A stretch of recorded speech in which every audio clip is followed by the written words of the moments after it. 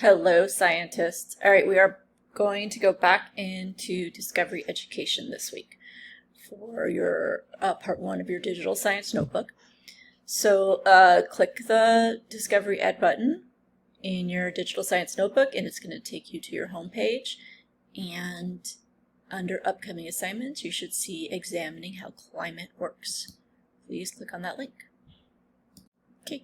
That is going to take you to the Engage page. You'll know you're on the Engage page because the little green bar is under the word Engage. So let's go through what you'll be doing on this page. Examining how climate works.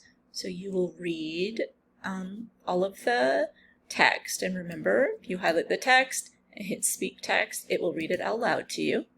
So read this text, watch this video, continue reading.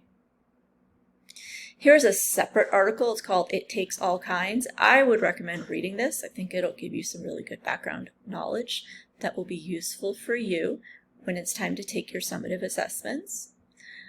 These videos are recommended. You do not have to watch them, but again, the more you interact with this page, the more prepared you will be for your summative. So I would recommend checking out these 3 videos.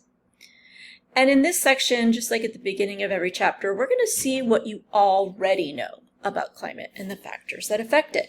You do not need to worry about getting these right or not. Hopefully, it will give you some sense of what things you will need to learn more about, what things you already know, and hopefully it will generate some questions that you will answer as we move through the unit.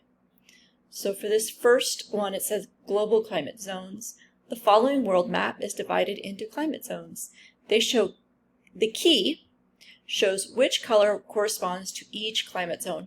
Drag the name of each climate zone to the correct part of the key. Okay, so you're just going to want to go like, oh, which one of these is tropical? And then which one's continental, which one's dry, which one's polar, and which one is temperate. Again, don't worry about getting them right at this point. Just see what you already know.